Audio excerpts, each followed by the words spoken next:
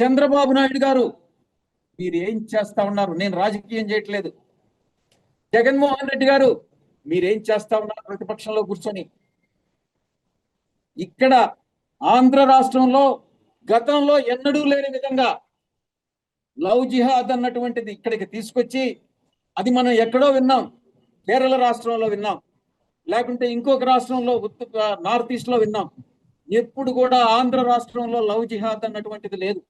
కానీ ఈ రోజు లవ్ జిహాద్ పేరుతో మత మార్పిడులు జరుగుతూ ఉంటే, నేను ఇప్పుడు 2024 అని చెప్పట్లేదు, 2019 నుంచి కూడా మత మార్పిడులు జరుగుతూ ఉంటే మీరందరూ కూడా గత ప్రభుత్వం కానీ ఈ ప్రభుత్వం కానీ స్పెక్టేటర్స్ గా ఒక నిలబడిపోవాల్సినటువంటి పరిస్థితి ఎందుకు వస్తా ఉంది?